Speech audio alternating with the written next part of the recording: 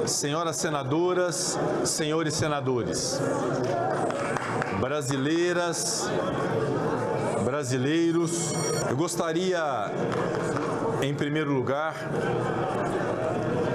de expressar minha sincera gratidão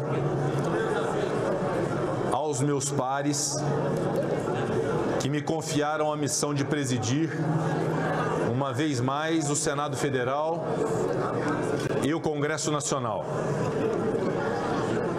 Exercer essa alta incumbência de presidir um dos poderes da República é um encargo que me honra e me desafia. Novamente assumo a presidência deste Senado Federal e do Congresso Nacional com humildade, responsabilidade e comprometimento. E buscarei sempre desempenhar esse papel em obediência à Constituição Federal, às leis do nosso ordenamento jurídico e ao regimento interno desta Casa. Quero expressar igualmente minha gratidão, meu respeito ao PSD, partido que me acolheu e que me indicou para presidir uma das mais tradicionais e longevas instituições da nossa República, o Senado Federal. O PSD é um partido comprometido com o Brasil e que tem em seu quadro grandes nomes da política nacional. Tenho muito orgulho de integrar esse projeto e de compartilhar a bancada com os meus correligionários, os quais cumprimento em nome do nosso líder, com L maiúsculo, senador Otto Alencar,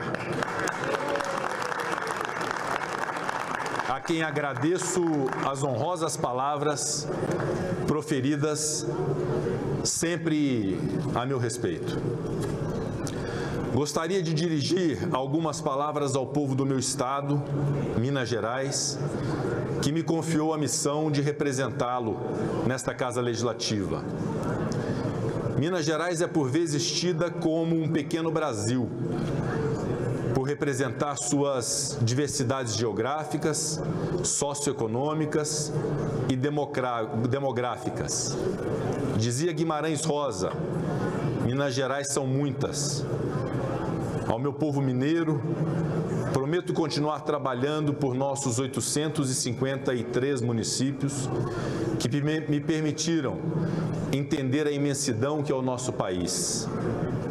Sem prejuízo, prometo igualmente destinar a mesma energia para atender às necessidades de todos os demais estados, municípios, Distrito Federal. Minas é Brasil e o Brasil é um só. As disputas democráticas robustecem as instituições, fortalecem a democracia, favorecem o diálogo. Diante disso, eu cumprimento o senador Rogério Marinho, a quem rendo minhas homenagens pela disputa travada. A essência da democracia deve ser esta: solucionar disputas e fazer a divergência pacificamente. Igualmente, rendo os meus cumprimentos ao meu colega de já há 4 anos, senador Eduardo Girão, que igualmente se habilitou na candidatura à presidência do Senado. Minhas homenagens e os meus respeitos ao senador Eduardo Girão. Como venho dizendo há um tempo, em especial desde que assumi a presidência do Senado em 1º de fevereiro de 2021, o Brasil precisa mesmo de pacificação.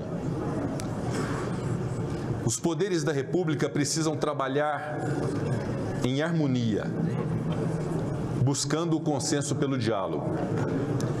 Os entes federativos devem atuar de modo sincronizado, para que políticas públicas possam efetivamente chegar à população. O Senado Federal também precisa de pacificação, para bem desempenhar suas funções de legislar e de fiscalizar. Os interesses do país estão além e acima de questões partidárias.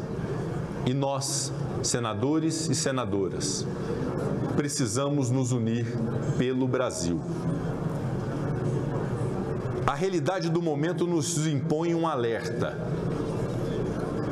Pacificação não significa omissão ou leniência. Pacificação não é inflamar a população com narrativas inverídicas. Tampouco com soluções aparentes que, na verdade, geram instabilidade institucional. Pacificação não significa se calar diante de atos antidemocráticos. Pacificação é buscar cooperação. Pacificação é lutar pela verdade. Pacificação é abandonar o discurso de nós contra eles e entender que o Brasil é imenso e diverso, mas o Brasil é um só. Pacificação é, enfim, estar do lado certo da história, o lado que defende o Brasil e o povo brasileiro. Para isso, a polarização tóxica precisa ser definitivamente erradicada do nosso país. Acontecimentos como os ocorridos aqui, neste Congresso Nacional e na Praça dos Três Poderes, em 8 de janeiro de 2023, não podem e não vão se repetir. Os brasileiros precisam voltar a divergir civilizadamente. Precisam reconhecer com absoluta sobriedade quando derrotados e precisam respeitar a autoridade das instituições públicas. Só há ordem se assim o fizerem. Só há patriotismo se assim o fizerem. Só há humanidade se assim o fizerem. O papel de incentivar essa postura deve ser assumido primordialmente pelas lideranças políticas brasileiras, por todas as lideranças políticas brasileiras. O discurso de ódio, o discurso da mentira, o discurso golpista que aflige e afasta a democracia deve ser desestimulado, desmentido, combatido por todos nós, sem exceções. Lideranças políticas que possuem compromisso com o Brasil sabem disso. Lideranças políticas que possuem compromisso com o futuro do Brasil não podem se omitir nesse momento. O enfrentamento da desinformação deve ser claro, assertivo, direto. Só assim vamos vencer a cultura do ódio que nos divide e que nos enfraquece. O recado que o Senado Federal dá ao Brasil agora é que manteremos a defesa intransigente da democracia. O resultado que se tem dos atos antidemocráticos e dos crimes que aqui ocorreram no dia 8 de janeiro do presente ano é o surgimento de uma responsabilidade que se impõe a cada senador e a cada senadora da República, qual seja, que tenhamos a atenção, a dedicação e as ações redobradas de preservação da nossa democracia. Da parte do presidente e da presidência do Senado Federal, a resposta contra a tentativa de tomar de assalto a democracia foi incisiva e rápida, trabalhando em conjunto com a competente Polícia Legislativa do Senado Federal, a quem rendo minhas sinceras homenagens, e a Advocacia da Casa, passamos a identificar os criminosos e apresentamos representação contra eles junto ao Ministério Público Federal para buscarmos, além da resposta penal, o ressarcimento pelo patrimônio público violado. Reitero que os acontecimentos do dia 8 de janeiro estão sendo superados, mas jamais serão esquecidos. Continuaremos no biênio que se inicia, tendo como paradigma a relação de harmonia e de independência entre os poderes da República. O Congresso Nacional seguirá produzindo normas em defesa de minorias, em defesa das mulheres, contra o racismo. O Poder Legislativo brasileiro prosseguirá buscando soluções para algo que nos aflige sobremaneira: a desigualdade social, a fome, a miséria.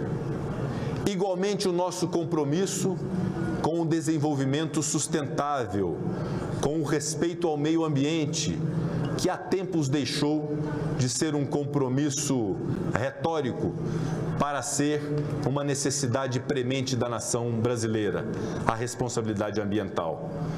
Seremos colaborativos com o Poder Executivo, com o senhor Presidente da República, seus ministros de Estado, suas instituições de governo, para viabilizar medidas que permitam a volta do crescimento e o desenvolvimento da infraestrutura nacional. Queremos estabelecer pontes e ajudar a construir soluções. Não esperem de nós, sociedade brasileira, menos do que isso. Como bem destaca senador Otto Alencar, tivemos em 2021 e 2022, anos em que tive a honra de estar à frente da presidência do Senado Federal, o biênio mais produtivo da Câmara Alta do Legislativo Federal, desde a promulgação da Constituição Federal de 1988. Mas podemos fazer muito mais. Em 1º de fevereiro de 2021, ao tomar posse como presidente do Senado Federal pela primeira vez, fiz alguns compromissos que considero haver cumprido, como a criação da liderança da oposição, a liderança da bancada feminina, a primeira competentemente liderada pelo senador Randolfo Rodrigues e a segunda pela senadora Simone Tebet e senadora Elisiane Gama. Garantimos assim a pluralidade, a voz a todos e todas no Senado Federal. Reitero nesse momento o compromisso de submeter ao crivo do Parlamento as reformas e as proposições necessárias e imprescindíveis para o desenvolvimento do país e de me reunir periodicamente com os líderes para com eles construirmos a pauta, ouvindo todos os senadores e senadoras. Teremos empenho em retomar os trabalhos presenciais do Senado Federal, sempre com responsabilidade e segurança, sem prejuízo de manter a utilização do sistema remoto de deliberação, que representou um avanço no sentido de celeridade e economia. E, diga-se de passagem, algo do que temos que orgulhar. O Senado Federal, na gestão anterior do presidente Davi Alcolumbre, foi o primeiro parlamento do mundo a permitir as reuniões pelo sistema remoto, viabilizando o enfrentamento rápido à pandemia da Covid-19. Para tanto, continuarei guiando-me sempre pelos valores que jurei defender: o Estado democrático de direito, as liberdades, a democracia, o desenvolvimento econômico e social, a Constituição da República Federativa do Brasil. Tenho um paradigma muito claro do papel que exerce o chefe do Poder Legislativo de uma nação. E prometo que permanecerei sendo coerente com esta convicção. Defenderei a independência do Senado Federal e do Congresso Nacional de modo firme e perseverante. Honrarei o compromisso de garantir as prerrogativas das senadoras e dos senadores, legítimos representantes eleitos de seus estados e do Distrito Federal, para o livre e eficiente exercício de seus mandatos, bem como de deputados federais e deputadas federais no exercício de suas competências no âmbito do Congresso Nacional. Atuarei para a união das instituições em torno do bem geral e para a pacificação da sociedade brasileira, sob o manto do diálogo e da busca de consenso.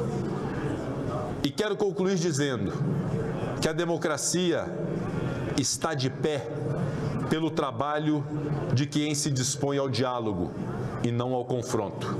E continuaremos de pé, defendendo e honrando esta nação. Muito obrigado.